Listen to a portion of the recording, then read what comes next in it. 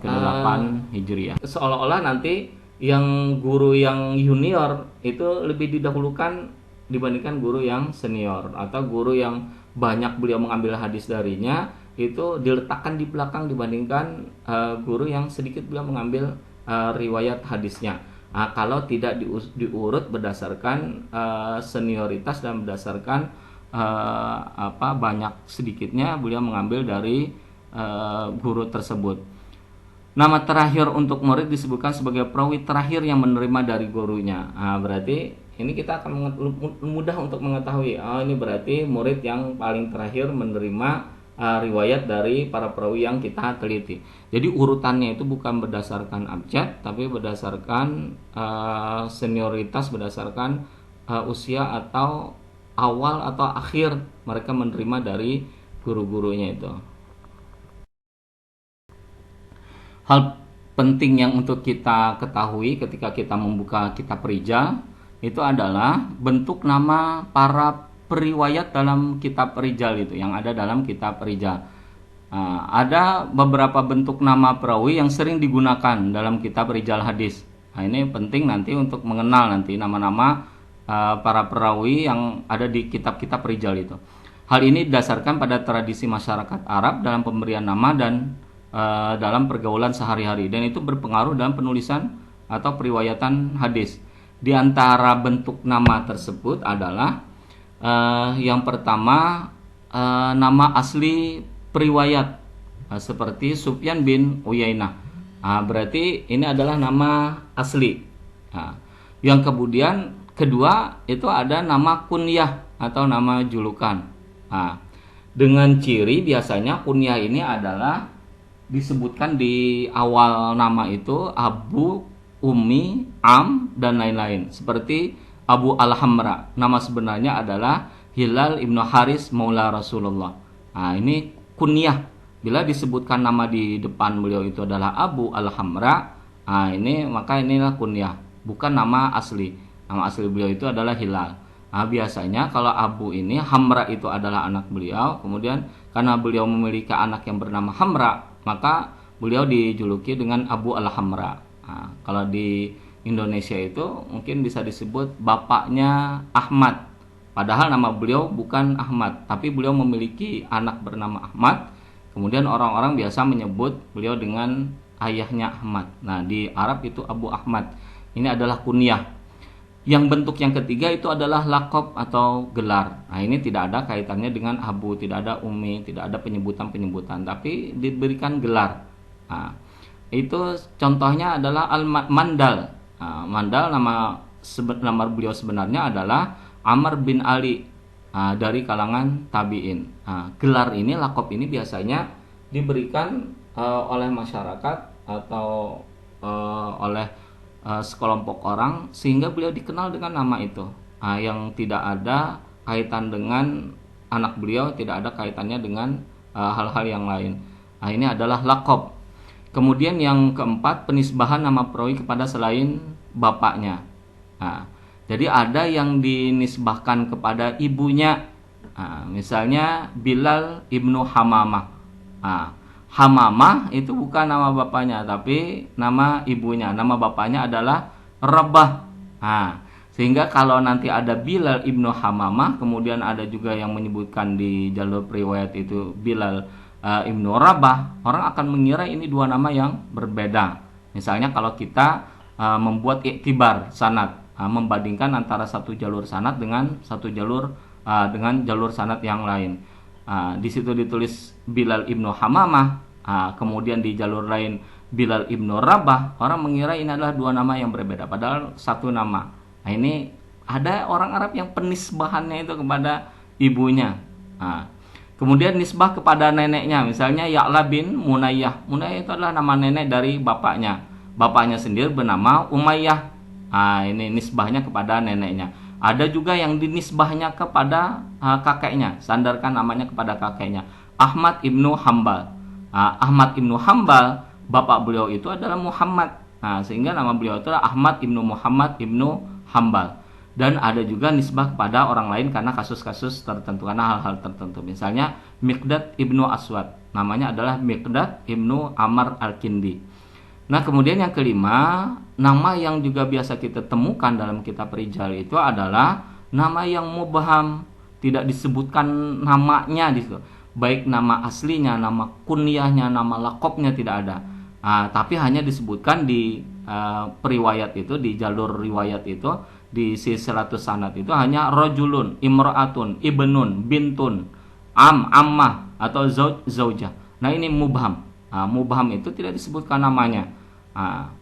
Dan yang keenam itu adalah nama yang majhul. Nama majhul ini itu tidak dikenal, namanya ada disebutkan tapi tidak dikenal oleh ulama-ulama hadis.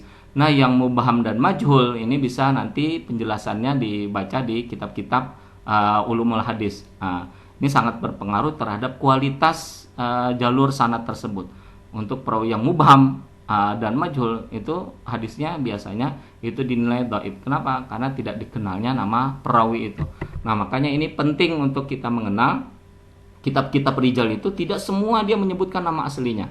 Ada bentuknya yang hanya menyebut namanya saja, tapi nama ayahnya, silsilahnya itu tidak disebutkan. Ada yang menyebutkan nama kunyahnya saja, ada yang menyebutkan nama lakopnya saja. Nah, termasuk penisbahan itu nama asli tapi tidak dinisbahkan kepada nama bapaknya. Dan ada juga di silsilah sanad itu nama-nama perawi yang mubham dan perawi yang majhul.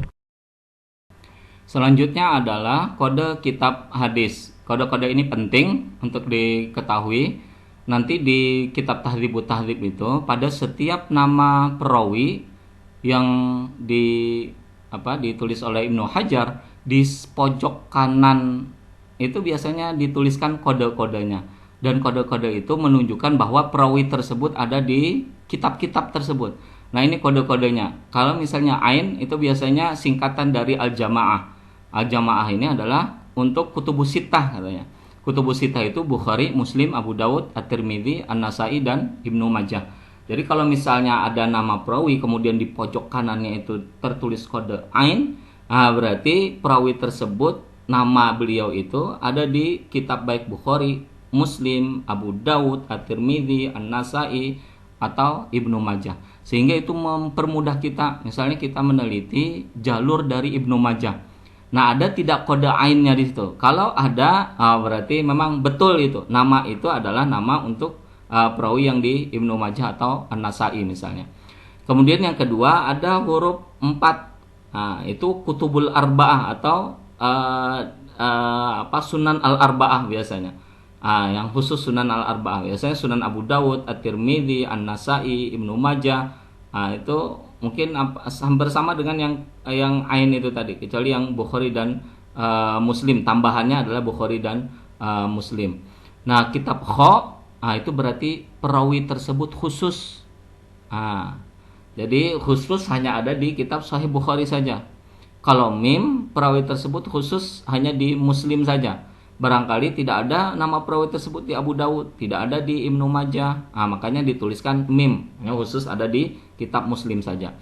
Dal, ta itu Abu Daud dan At-Tirmidzi dalam kitab Sunan Abu Daud, dalam kitab Sunan At-Tirmidzi. Sin dalam kitab Sunan An-Nasai. Qaf dalam perawi tersebut ada dalam kitab Sunan Ibnu Majah. Kha, ta itu adalah kitab ta'liqnya punya Al-Bukhari. Ba, kha Imam Bukhari menulis kitab yang namanya Adabul Mufrad. Itu yang berbeda dengan Sahih Bukhari itu. Nama perawinya mungkin berbeda juga nama-nama perawinya. Nah, kalau ditulis di situ Ba'kha, berarti yang dimaksud bahwa nama perawi tersebut ada di kitab Adabul Mufrad. Kemudian ya Araful Yadain, sama yang di Bukhari. Kemudian Khalqu Af'alul Ibad, Ain dan Kha. Kemudian kalau ada Ra, ini adalah Qira'ah Khalfal Imam. Itu ada juz khusus, ada bagian khusus, yaitu yang dengan khusus mengumpulkan qiraah khalfal imam. Kemudian mim dan qaf muqaddimah Muslim. Kemudian mursal mim dan dal berarti mursal yang ditulis oleh Abu Daud. Abu Daud menulis kitab mursal, kemudian nama perawi tersebut ada dalam kitab mursalnya Abu Daud, atau dalam kitab qadarnya Abu Daud, atau dalam kitab An-Nasikh dan Masukhnya Abu Daud, kitab Tafarrudnya atau Fadail Ansor atau Al-Masail. Kemudian kaf dan da itu berarti Musnad Malik. Kemudian kalau takmim itu syamil di Imam At-Tirmidzi. Imam At-Tirmidzi menulis kitab Asy-Syama'il, Syama'il Al-Muhammadiyah. Itu berarti takmim. Ada kitab juga yang ditulis Imam Nasai, Al-Yawm wal Lailah. Maka kodenya itu adalah mim dan ya. Ada juga kaf dan nun, Musnad Malik. Maka kalau di Musnad Malik, berarti itu kodenya adalah kaf dan nun. Yang ditulis oleh An-Nasai. Ada Musnad Malik yang itu ditulis oleh Imam Abu Dawud. Kemudian Khosais Ali, kemudian Musnad Ali, kemudian Fa dan Qaf itu adalah Ibnu Majah khusus untuk kitab tafsir. Nah, kalau kaitannya dengan kutubus sittah, maka kodenya itu adalah ain. Berarti kalau kita temukan ain, kemudian hurufnya huruf 4, kemudian kha, mim, dal, ta, sin, qaf, Ibnu Majah, berarti ada dalam kutubus sittah. Nah, yang tidak disebutkan di sini adalah Ad-Darimi sama Imam Ahmad bin Hambal. Tapi kalau di Imam Ahmad bin Hambal kemudian Darimi itu perawinya juga adalah merupakan perawi dalam kitab Bukhari, Muslim dan Kutubus Sittah itu tadi, maka kita akan temukan juga nama-nama perawi itu tersebut dalam kitab Tahdzibut Tahdzib ini. Selanjutnya kita mengenang daftar isi dari kitab Tahdzibut Tahdzib. Apa saja yang ada di kitab Tahdzibut Tahdzib? Kitab Tahdzibut Tahdzib itu terdiri dari 4 jilid besar. Jilid yang pertama itu diawali dari huruf alif. Jadi Tahdzibut Tahdzib ini, Ibnu Hajar ini menyusun nama-nama perawi itu berdasarkan abjad Arab itu. Jadi dari alif sampai ya, dengan beberapa pengecualian untuk nama Ahmad dan nama Muhammad. Untuk nama Ahmad yang di huruf alif itu, Ibnu Hajar meletakkannya di awal-awal nama untuk Ahmad. Meskinya kan Ahmad itu karena alif, kemudian sesudah alif itu adalah ha. Nah, meskinya peletakannya adalah sesudah alif dan jim, karena ta, ja, ha. Berarti sesudah jim baru penyebutan nama Ahmad. Tapi ini untuk memuliakan nama perawi yang memiliki nama yang sama dengan Nabi, maka beliau meletakkannya di awal. Maka kalau kita nanti di kitab di Rijal hadis yang kita teliti itu ada nama Ahmadnya, maka silakan dibuka di juz pertama di bab alif itu, tapi di nama-nama awal yang pertamanya, bukan di sesudah jim, tapi di awal-awal. Maka di situ akan muncul nama Ahmad ibnu Ibrahim. Sesudah itu baru disebutkan Aban ibnu Soleh. Mestinya Aban ibnu Soleh ini diletakkan yang pertama, karena nama alif, kemudian sesudah itu disusul dengan nama huruf berikutnya adalah ba. Maka Aban bin Soleh. Dan berakhir di nama Sa'ad al-Ansari. Juz 2-nya memuat nama dengan awalan sin, yaitu Sa'dan bin Bishr. Jadi setelah alif kemudian sin, dan diakhiri dengan abdah, ain. Jadi nanti silahkan diurut saja dari juz 1 sampai juz 4 berdasarkan abjad Arab, berdasarkan abjad Arabnya. Juz 3 diawali dengan nama Ubaidullah bin Al-Akhnas, diakhiri dengan Muhammad ghairu mansub, yang disebutkan nama nasabnya. Dan yang di sini juga sama dengan Ahmad, pengecualiannya khusus untuk huruf mim. Maka perawi yang pertama diletakkan itu adalah perawi yang memiliki nama Muhammad. Mestinya kan setelah mim, khusus yang untuk mim, mestinya nama yang paling awal diletakkan pertama itu adalah alif dulu sesudah mim, baru ba sesudah mim. Tapi ini tidak. Oleh Ibnu Hajar, yang disebutkan pertama di huruf mim itu adalah nama-nama perawi yang bernama Muhammad. Muhammad ibnu Aban. Aban, nama ibn sesudah nama bapak itu sesudah nama Muhammad itu urut juga, disusunnya urut berdasarkan abjad. Alif, ba, aban. Maka nama Muhammad ibnu Aban diletakkan di urutan yang pertama. Urutan perawi berdasarkan perurutan abjad orang tua perawi ini sama. Untuk juz 4 diawali dengan nama Al-Madi, huruf mim. Berarti huruf mim di sini Ibnu Muhammad, dan nama berikutnya adalah Malik bin Ismail. Dan diakhiri dengan nama Yunus ibnu Yusuf. Ini huruf mim. Kemudian di bab 4 ini juga, ini khusus spesifiknya. Bab 4 ini bukan hanya memuat nama-nama perawi yang itu nama-nama aslinya. Jadi bab 4 ini juga memuat nama-nama perawi yang itu dikenal karena kunyahnya. Nah, jadi ini khusus itu. Nama-nama kunyah. Di halaman 474 itu nanti ada babul kuna. Nah, disebutnya itu. Jadi perawi yang dikenal dengan nama kunyahnya itu diawali dengan nama Abu Ibrahim dan diakhiri dengan nama Abu Yunus. Nah, biasanya yang namanya ada Abu, kemudian ada Umun, ada Amun. Nah, ini berarti menunjukkan bahwa nama perawi itu bukan nama aslinya, tapi nama kunyahnya. Maka tidak bisa kita temukan nama tersebut di juz pertama huruf alif atau sesudah itu adalah huruf ba atau Abu Ibrahim di huruf alif dengan urutan nama berikutnya huruf ba. Kita tidak akan temukan karena apa? Nama Abu Ibrahim itu bukan nama asli tapi nama kunyah. Melacaknya, mencarinya kita lacak khusus di juz 4 bab kuna. Maka kita akan temukan itu. Bab ini disusun urut berdasarkan kunyah perawi Abu dan disusul dengan nama yang diurut berdasarkan abjad. Itu biasanya ada Abu, ada yang dikenal namanya, ada Ibnu, ada Amun, ada Ammatun segala macam. Maka karena nama bapak itu lebih senior, dia didahulukan dibandingkan nama Ibnun. Jadi nama Abu dulu, kemudian nama Ibnun, kemudian baru nama-nama yang lain. Di bab 4 juga dikenal dengan para perawi yang dikenal dengan penisbahannya kepada ayahnya, kepada kakeknya. Ibnu siapa? Ibnu Yunus. Ibnu Yunus mungkin bukan nama bapaknya tapi nama kakeknya mungkin, atau nama ibu, nama pamannya segala macam. Sama dengan Ibnu Abjar. Kemudian diakhiri dengan yang nisbah kepada akhi dan ummi.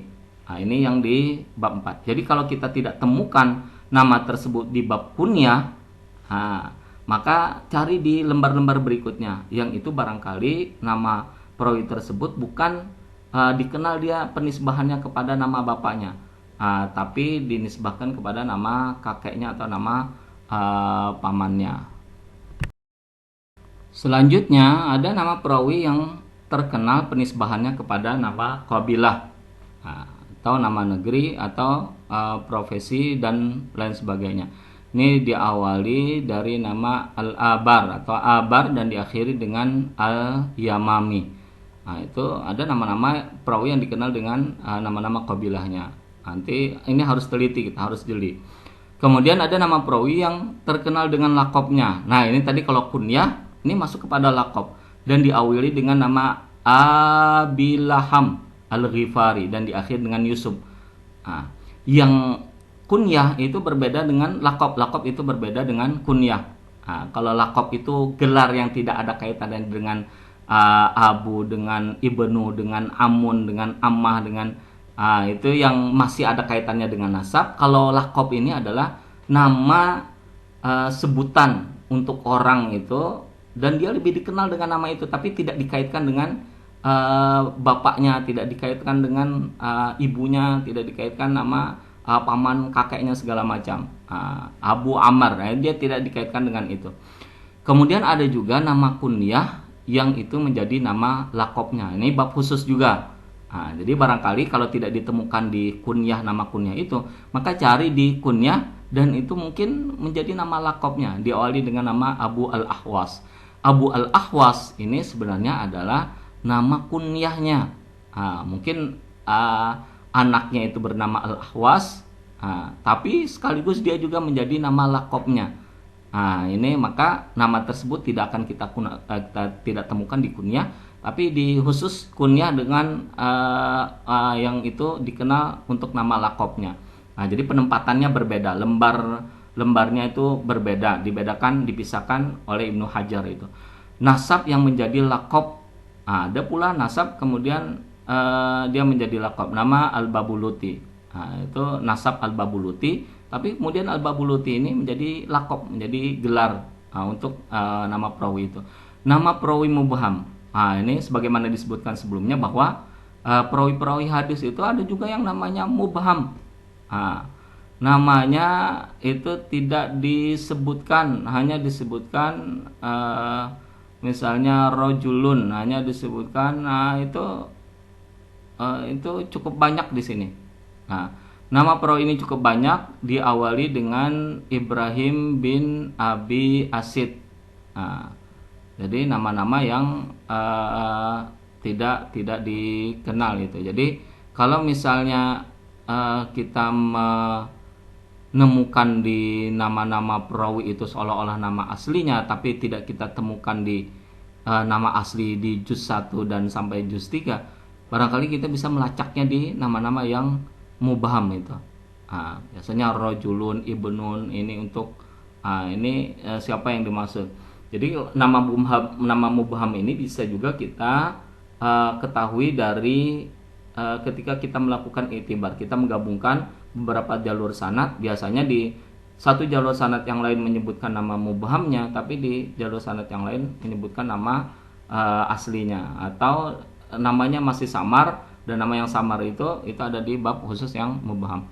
Nama perawi mubham yang dikenal dengan kunyahnya seperti Abu Ishaq, ini Al-Hamdani. Terakhir nama periwayat perempuan. Untuk perawi-perawi yang itu perempuan, maka Ibnu Hajar mengkhususkan di bab 4 itu nama-nama perawi perempuan yang diawali dari Asma ibnu Abu Bakar. Jadi untuk Asma ibnu Abu Bakar, nama-nama perawi perempuan itu tidak akan kita temukan nama beliau itu di juz 1 untuk huruf alif dan urut yang kedua adalah sin. Jadi Asma'u, itu kita tidak akan temukan di juz 1. Karena beliau adalah perawi perempuan, maka dilacaknya kita mencarinya khusus di juz 4 yang itu di kumpulan nama-nama perawi perempuan. Nah, nama perawi diurut berdasarkan abjad juga. Nama kunyah perempuan diawali dengan nama Ummu Abban binti Wazi'. Jadi untuk perawi perempuan itu juga sama, ada nama kunyahnya juga. Maka khusus dilacak, dicari di nama-nama kelompok nama kunyah. Nama perawi perempuan yang dikenal dengan lakopnya, ada juga nama perempuan itu dikenal dengan lakopnya, maka khusus cari di lakop. Misalnya Az-Zahra. Az-Zahra ini adalah nama lakop untuk Fatimah binti Rasulillah, maka kita tidak akan temukan di urutan nama perawi perempuan untuk urutan huruf zai. Kita akan tidak temukan. Kenapa? Az-Zahra itu adalah bukan nama asli, tapi nama lakop. Nah, maka pelacakannya adalah khusus di kumpulan nama-nama lakop. Nama perawi perempuan yang mubham dengan yang kunyah. Nah, ini sama dengan nama-nama yang perawi untuk laki-laki. Ada juga perawi perempuan itu yang mubham. Dan mubhamnya itu mubham kemudian plus kunyah juga. Maka silakan dilacak di juz 4 untuk nama-nama perawi perempuan. Bagian berikut adalah bagian yang cukup penting, yakni bagaimana praktek pelacakan perawi dalam kitab Tahdzibut Tahdzib. Di sini saya akan memberikan satu contoh hadis Nabi yang diriwayatkan oleh Abu Daud, di mana Nabi bersabda dengan rangkaian sanadnya. Kita akan bacakan: Haddatsana Musa bin Ismail, haddatsana Hammad, akhbarona Abu Qaza'ah al-Bahili, kemudian an Hakim bin Muawiyah al-Qushairi, an abihi qala qultu ya Rasulullah ma haqqa zaujati ahadina alaihi qala an tut'imaha, sampai akhir. Ini hadis diriwayatkan oleh Abu Daud. Maka yang terkait dengan kitab Tahdzibut Tahdzib perlu kita perhatikan dari jalur sanad di atas itu adalah yang pertama yang perlu diperhatikan adalah apakah nama perawi tersebut itu adalah nama asli perawi, dan nama asli tersebut tertulis secara lengkap dengan nama bapaknya. Kalau dia nama asli dan kemudian tertulis lengkap dengan nama bapaknya, itu akan lebih mudah kita untuk melacaknya dalam kitab Tahdzibut Tahdzib. Tinggal kita lacak berdasarkan urutan nama perawinya saja. Tapi kalau tidak disebutkan nama bapaknya atau hanya namanya saja, nah maka ini perlu kita hati-hati. Karena biasanya banyak nama perawi itu yang sama tapi kemudian berbeda nama bapaknya. Kalau kita salah menentukan nama perawi itu, maka salah pula kita dalam menentukan ketersambungan dan keadilan perawinya. Maka kita harus hati-hati dalam menentukan, menetapkan inikah nama yang yang benar untuk jalur sanad ini atau bukan. Nah, itu harus diperhatikan. Kemudian yang kedua adalah apakah ada perawi yang menggunakan nama kunyah. Nah, ini juga harus diperhatikan. Nama laqab atau perawi yang mubham atau perawi yang majhul. Kenapa? Karena untuk nama-nama yang kunyah dan laqab itu kita tidak bisa temukan di daftar urut nama-nama untuk nama-nama yang asli dari juz 1 sampai juz 3. Tapi untuk khusus untuk kunyah, laqab, kemudian mubham dan nama-nama perawi yang majhul, kita hanya temukan di juz 4 saja. Nah, di data apa yang kita cari di kitab tahdzib untuk kegiatan takhrij atau penelitian sanad, kualitas hadis yang diteliti itu adalah sanadnya, maka yang penting, data yang penting yang untuk kita gali, untuk kita ambil di kitab Tahdzibut Tahdzib itu yang pertama adalah biografi perawinya yang terdiri dari nasab perawi. Nah, ini penting. Nasab perawi, bapaknya siapa, kakeknya siapa, ini penting nanti. Tahun lahir perawinya, tahun wafatnya, guru dan muridnya. Ini data-data yang kita ambil. Dan penting juga, ini satu kurang mungkin, penting juga untuk kita lihat itu adalah nama. Biasanya banyak perawi itu disebutkan nama di mana dia tinggalnya itu di akhir namanya, misalnya Al-Basri, Al-Makki, itu untuk menunjukkan bahwa perawi tersebut tinggalnya dia di Makkah atau tinggalnya dia di Basrah. Ini untuk mempermudah kita juga. Kenapa? Karena biasanya nama guru dan nama muridnya pun memiliki wilayah yang sama. Kalau dia Al-Basri, gurunya Al-Basri, maka muridnya pun biasanya menunjukkan Al-Basri juga, orang-orang Basrah juga. Kita akan tahu di situ. Tapi kalau misalnya nama gurunya Al-Basri, kemudian nama muridnya Al-Misri, Basrah dan Mesir itu sangat jauh. Nah, maka ini patut kita pertanyakan, kita ragukan, ini betul tidak murid ini gurunya itu adalah ini? Sudah tepatkah kita memilih nama ini?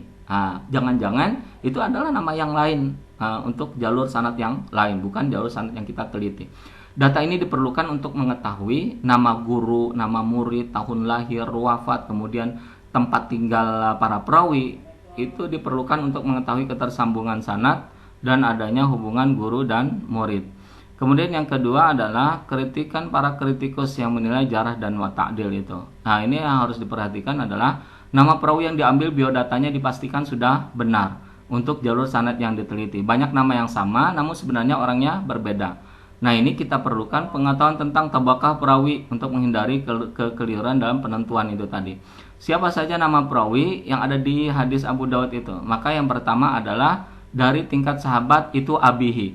Abihi itu kunyah kah tidakkah? Kalau kita lihat dari Abu Al-Hakim, maka ini adalah kunyah. Nanti kita bahas di lembar berikutnya. Yang berikutnya adalah Hakim ibnu Muawiyah. Kemudian Abu Qaza'ah, Hamad, Musa bin Ismail, dan yang terakhir adalah Abu Daud itu sendiri. Ya, kita lanjutkan. Kita membahas para perawi yang ada di jalur sanad Sunan Abu Daud yang seperti contoh di atas. Kita mulai dari tingkat sahabat atau tabaqah sahabat. Di sanad tersebut disebutkan itu hanya abihi an Rasulillah. Nah, abihi di sini itu tidak disebutkan, bukan sebagai kunyah atau mubham.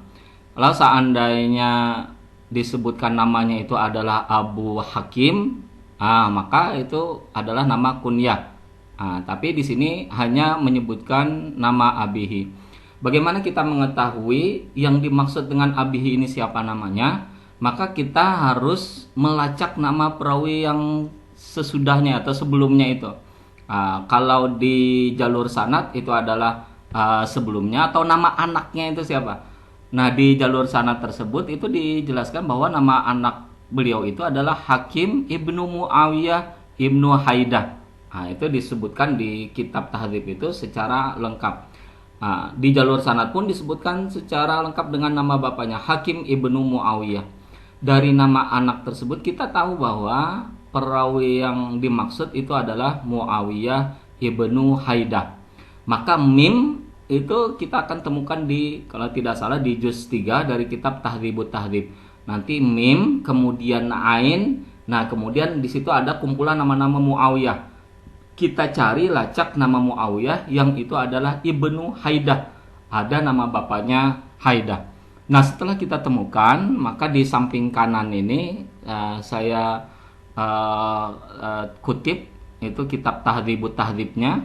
Nah, dari kitab Tahdzibut Tahdzibnya itu ada bernamanya, nama beliau itu adalah Muawiyah Ibnu Haidah bin Muawiyah bin Qusyair bin Ka'ab bin Rabi bin Amir. Nah, samping kanan nama perawi itu disebutkan ada kodenya di situ. Ada kode kha dan ta, kemudian kode yang kedua adalah huruf 4. Kha dan ta itu sebagaimana penjelasan di kode-kode yang ada di kitab Tahdzibut Tahdzib itu menunjukkan bahwa Ta'liq Al-Bukhari katanya. Bahwa perawi ini ada di kitab Ta'liq Al-Bukhari. Kemudian yang kedua, nama perawi Muawiyah bin Haidah itu ada juga di 4 kitab sunan. Sunan Abu Daud, Sunan Tirmidzi, Sunan Nasa'i.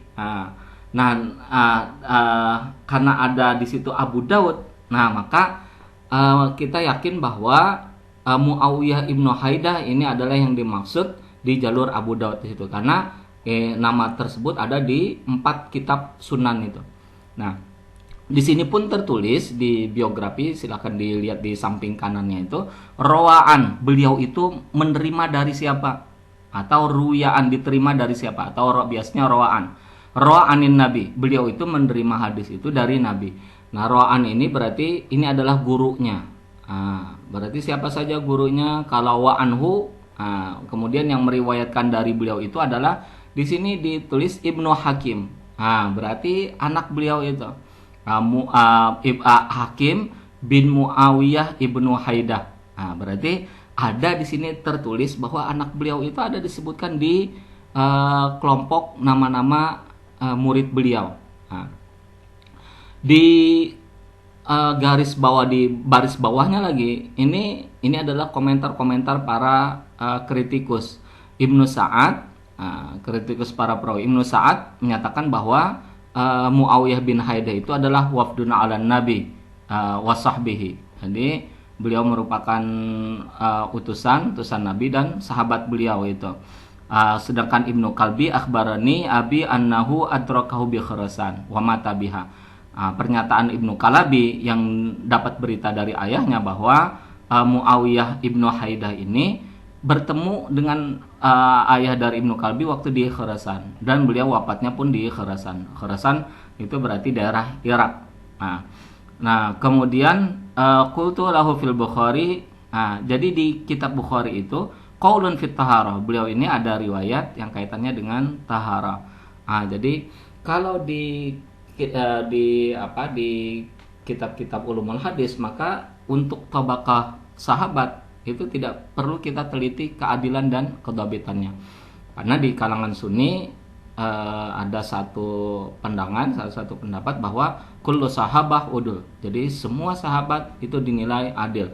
Jadi begitu kita dapatkan nama sahabat, komentar-komentar hanya sebagai pelengkap penambah saja dari kegiatan takhrij kita itu untuk menilai keadilan dan kedhabitan. Sementara ittisal, ketersambungan sanad, itu tetap kita perhatikan.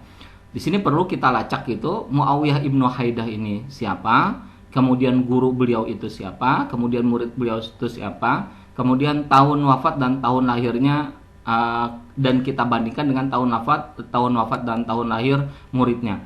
Kalau sudah disebutkan nama gurunya itu ada di situ, kalau di sini adalah Nabi, kemudian nama murid beliau itu adalah Hakim, anak beliau sendiri, maka kita yakin bahwa antara Muawiyah ibnu Haidah dan Hakim ibnu Muawiyah ini terjadi ketersambungan sanad. Sedangkan keadilan dan kedhabitan, karena beliau ada di tingkat sahabat, maka kita yakin bahwa beliau adil dan dhabit.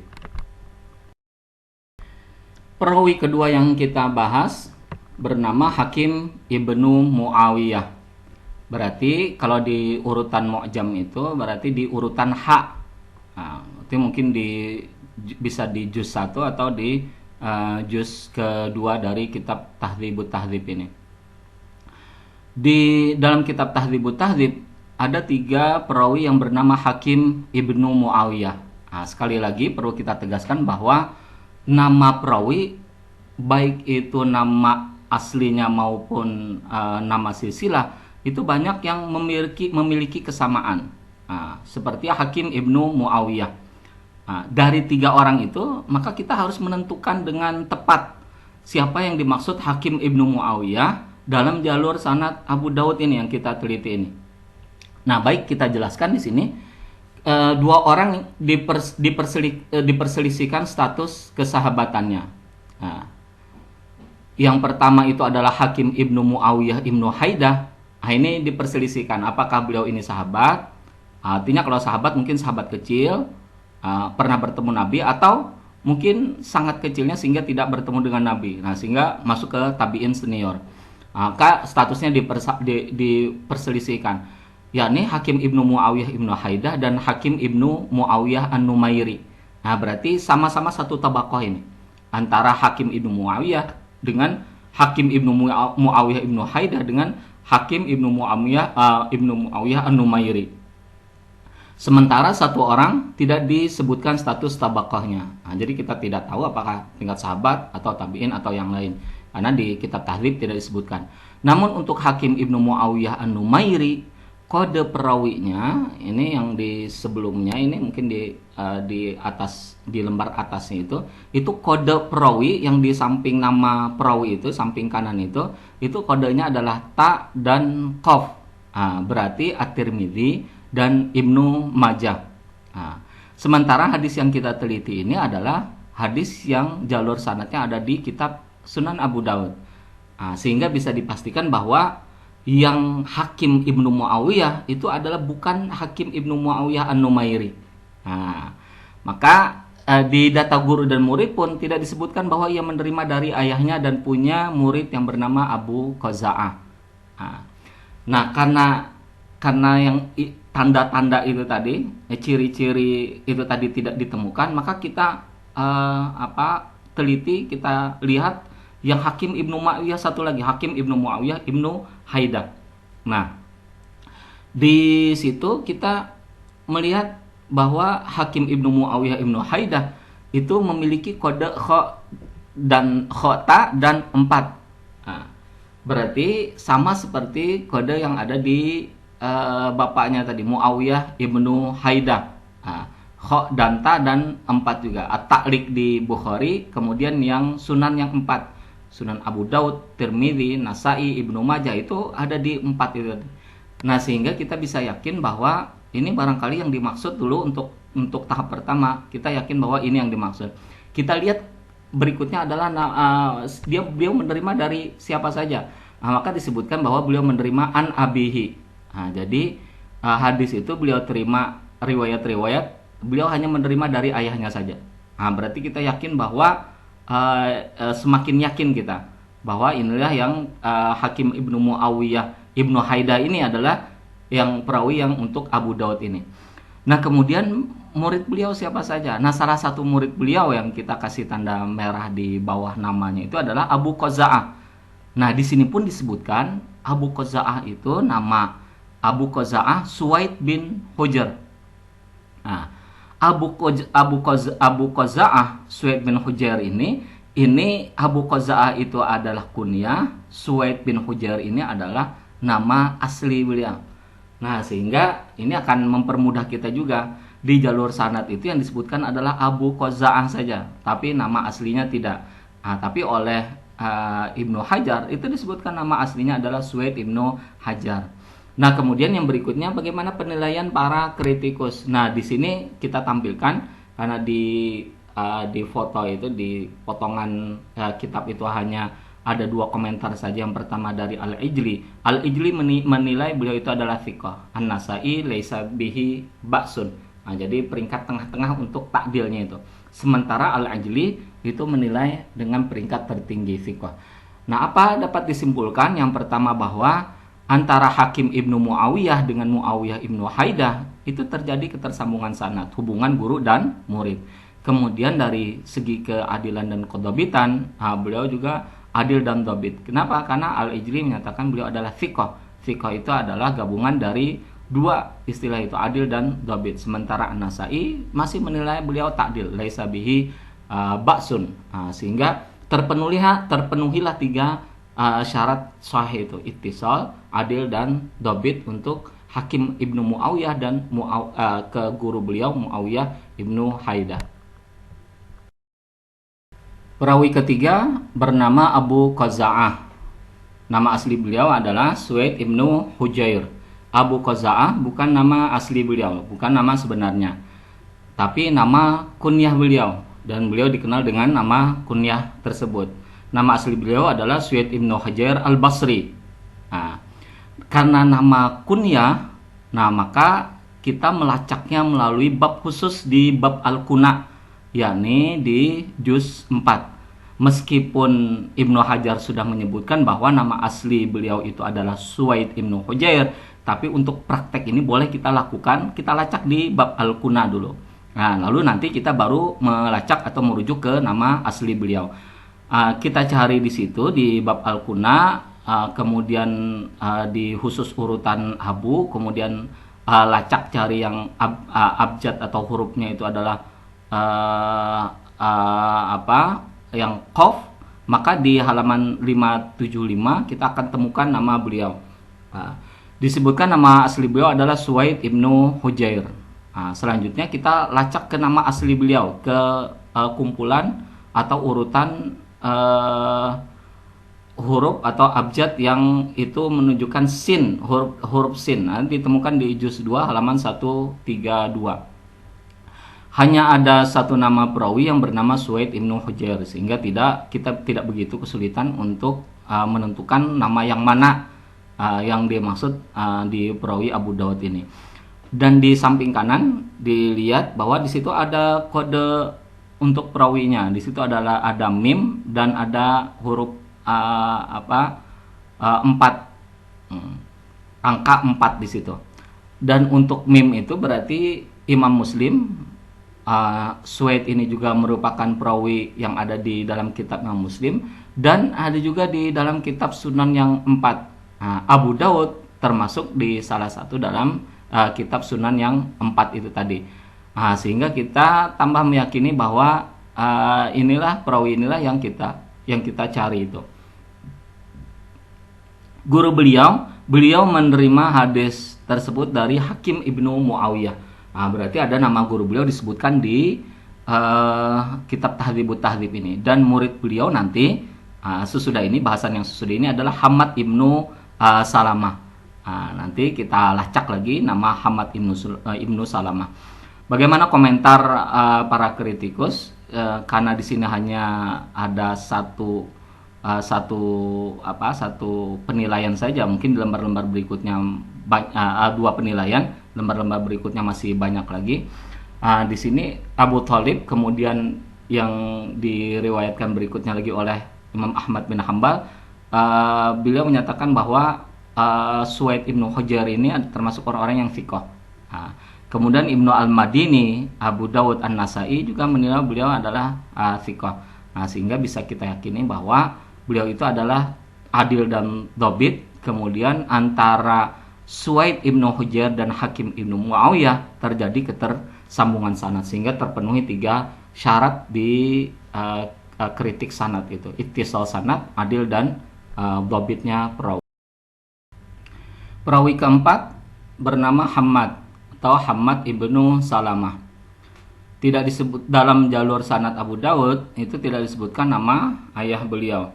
Tapi nama ayah beliau ini kita dapatkan ketika kita melacak nama guru beliau. Yang sebelumnya Suwaid Abu Qaza'ah, kita temukan bahwa beliau memiliki murid yang bernama Hammad ibnu Salamah. Maka kita bisa berkeyakinan bahwa Hammad yang dimaksud ini adalah Hammad ibnu Salamah. Nah, di kitab Tahdzibut Tahdzib kita lacak, kita cari nama guru dan murid beliau. Guru beliau ada Suwaid ibnu Hujair. Kita tidak temukan di kitab Tahdzibut Tahdzib. Nama murid beliau adalah Musa ibnu Ismail atau perawi yang berikutnya. Juga tidak kita temukan di kitab Tahdzibut Tahdzib ini.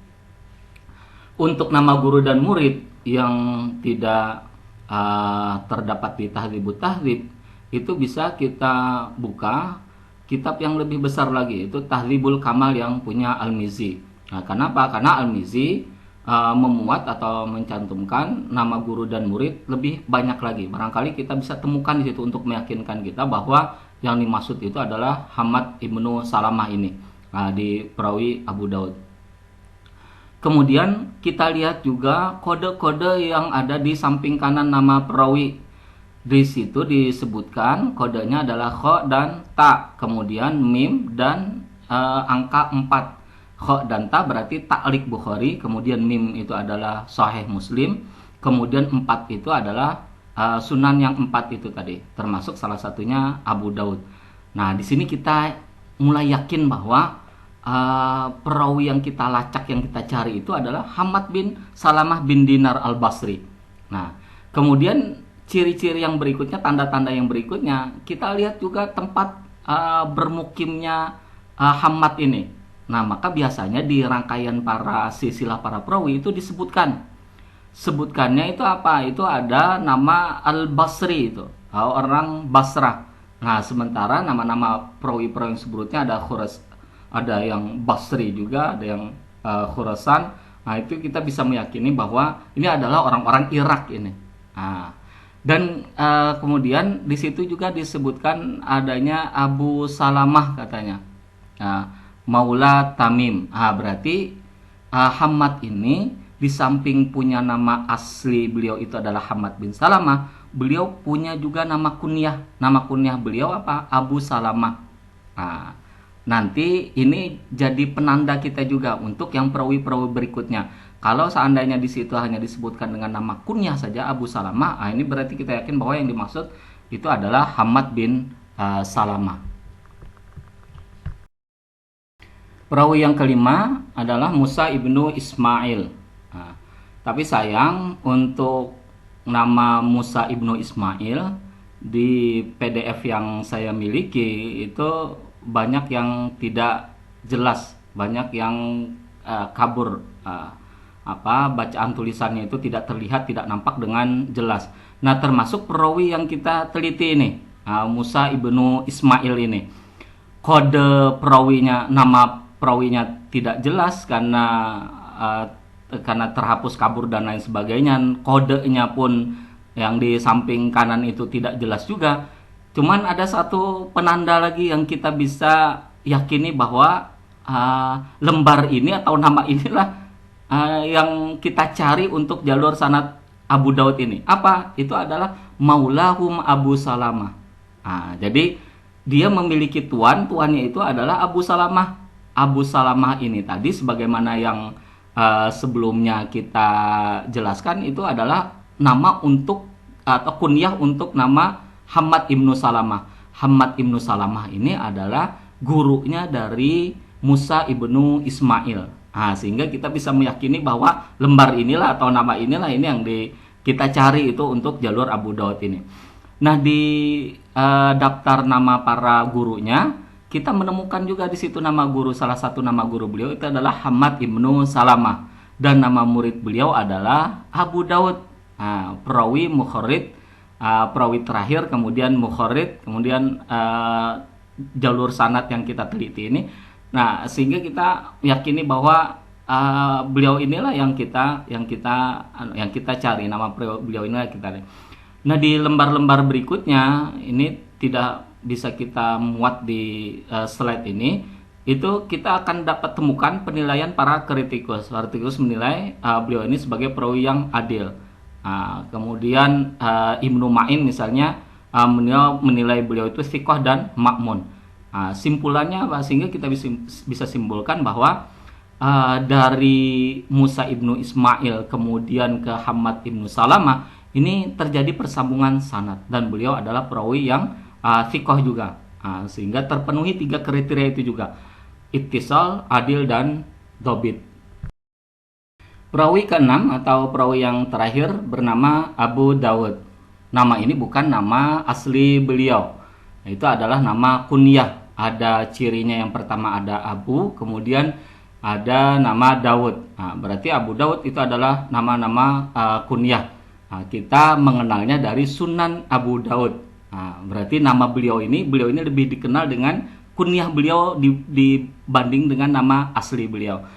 Nama asli beliau adalah Sulaiman ibnu al-Ash'ath.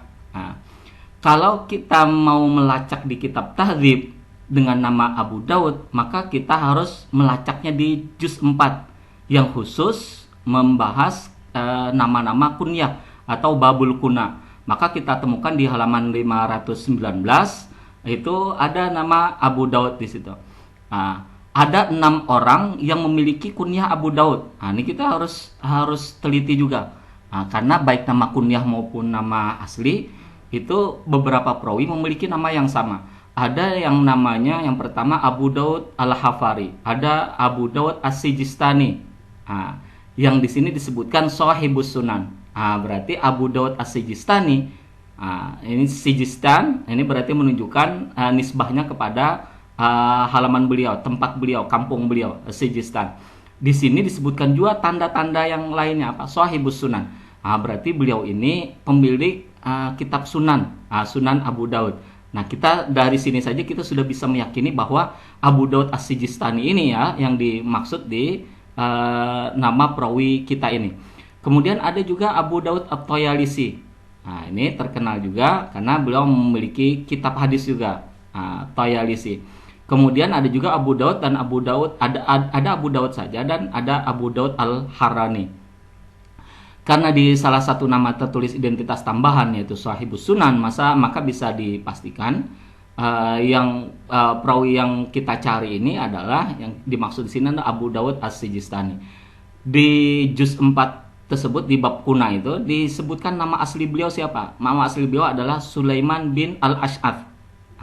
Maka sesudah kita temukan nama Sulaiman ibnu al-Ash'ath, lalu kita lacak, kita rujuk nama tersebut ke kitab kitab Tahdzibut Tahdzib itu kita punya Ibnu Hajar dari juz 1 sampai juz ketiga itu di huruf sin. Nanti dicari di kumpulan huruf sin, kemudian di Sulaiman, urut nama-nama Sulaiman ibnu al-Ash'ath. Nanti di situ akan ditemukan nama beliau itu adalah Sulaiman ibnu al-Ash'ath bin Shaddad bin Ammar bin Amir wa yuqalu Imran. Jadi kadang-kadang disebut juga Imran nama beliau itu, laqabnya. Dan kemudian kunyahnya Ibnu Dasa wal Ajri, kemudian Sulaiman ibnu al-Ash'ath. Nama juga ada juga Sulaiman ibnu al-Ash'ath ibnu Ishaq bin Bashir bin Shaddad, atau nama kunyah beliau adalah Abu Daud As-Sijistani. Berarti nama inilah yang kita cari yang dimaksud di Sunan Abu Daud itu. Nama asli penulis kitab Sunan Abu Daud itu adalah Sulaiman ibnu al-Ash'ath. Kode untuk perawi tersebut maka silakan dilihat di samping kanan, di situ ada kode ta, kemudian ada kode sin. Kode ta berarti At-Tirmidzi, kode sin berarti An-Nasa'i.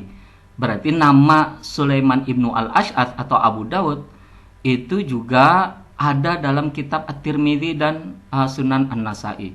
Berarti beliau ini menjadi guru di Sunan At-Tirmidzi dan Sunan An-Nasa'i. Ada nama beliau di rentetan para di kitab-kitab At-Tirmidzi dan An-Nasa'i itu. Nah, kemudian murid-murid beliau di sini karena Abu Daud yang kita cari ini adalah perawi terakhir, maka kita tidak memerlukan informasi terkait dengan nama murid beliau itu. Dan begitu pula kaitannya dengan penilaian jarah wa ta'dil para ulama. Karena ulama sepakat bahwa penulis kitab Sunan maupun penulis kitab Kutubut Tis'ah itu merupakan para mukharrid yang adil. Meskipun demikian, dapat saja kita cari atau kita lacak untuk memperkuat data-data kita itu di lembar-lembar berikutnya kaitannya dengan penilaian jarah wa ta'dil para ulama. Sehingga dengan perawi terakhir ini tadi yang Abu Daud itu tadi dapat disimpulkan bahwa hadis riwayat dari Hakim Ibnu Muawiyah dari Muawiyah Ibnu Haidah sebagai perawi di tingkat pertama atau di tingkat sahabat.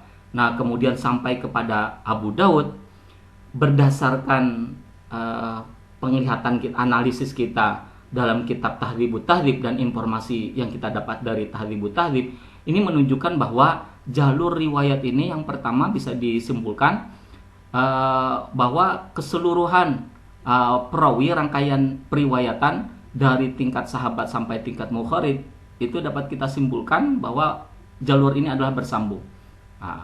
Jadi tidak ada yang perawinya yang terputus, sehingga memenuhi salah satu kriteria hadis yang sahih itu.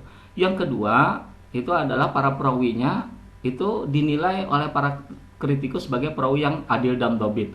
Sehingga ketiga kriteria ini, ittisal, adil dan dhabit, itu terpenuhi dalam jalur sanad hadis Abu Daud ini. Ya, kita yakini bahwa secara sanad hadis ini itu sahih. Tinggal kemudian kita lanjutkan pada penelitian kaitannya dengan syadz dan illah.